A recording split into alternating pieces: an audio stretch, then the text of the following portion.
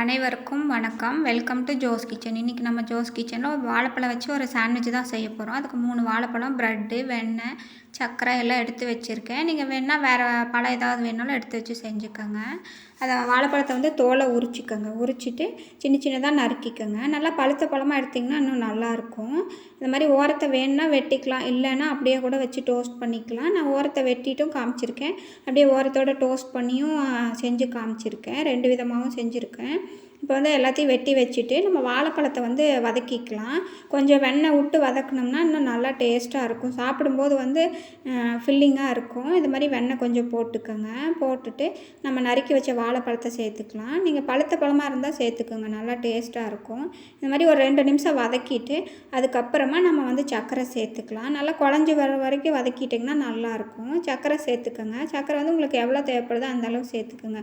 அப்படி இல்லை அப்படின்னா நீங்கள் வந்து இறக்குனதுக்கப்புறம் தேன் சேர்த்துட்டிங்கன்னா இன்னும் நல்லாயிருக்கும் சாப்பிட்றதுக்கு. குழந்தைகளுக்கும் தேன் சேர்த்து கொடுத்தோம்னா நல்லாயிருக்கும், அவங்களுக்கும் கொஞ்சம் சத்தாக இருக்கும்.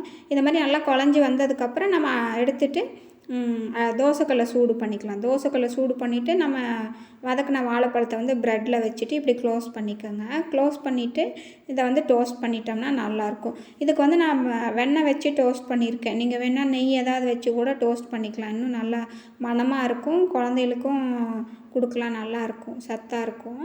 அதுக்கப்புறம் வந்து இதை வந்து ஒரு 3 இது செஞ்சேன். இந்த மேலே வந்து வெண்ணெய் தடவினோம்னா நல்லா உருகி வரும்போது சாப்பிட்றதுக்கு அருமையாக இருக்கும். அதுக்கப்புறம் வந்து இன்னொன்று வந்து இந்த ப்ரெட்டை அந்த சைடோடவே வந்து டோஸ்ட் பண்ணிக்கலாம். டோஸ்ட் பண்ணிவிட்டு இது கூட வந்து நம்ம வதக்கின வாழைப்பழமும் அந்த மயோனைஸ் கொஞ்சம் தடவி சாப்பிட்டோம்னா இன்னும் நல்லாயிருக்கும். இப்போ வந்து முக்கால்வாசி இதை மாதிரி தான் செய்வாங்க. ப்ரெட்டை டோஸ்ட் பண்ணிவிட்டு அதுக்கப்புறம் உள்ளே ஏதாவது ஸ்டஃபிங் வச்சுட்டு சாண்ட்விச் மாதிரி சாப்பிடுவாங்க.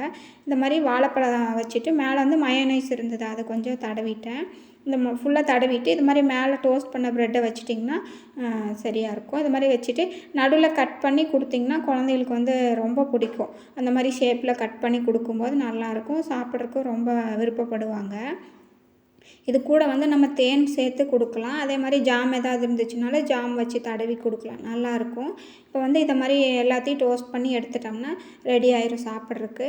இதை நீங்கள் வேறு ஃப்ரூட்ஸ் எதாவது வச்சு கூட தரலாம். ஆப்பிள், அது மாதிரி கொய்யாப்பழம் அதெல்லாம் கூட செய்யலாம், நல்லாயிருக்கும். குழந்தைகளுக்கு வந்து ரொம்ப பிடிக்கும். நீங்களும் இதை மாதிரி செஞ்சு உங்கள் குழந்தைகளுக்கு கொடுங்க. இந்த வீடியோ பிடிச்சிருந்தால் லைக் பண்ணுங்கள். ஜோஸ் கிச்சன் சேனலுக்கு மறக்காமல் சப்ஸ்கிரைப் பண்ணுங்கள். தேங்க்யூ.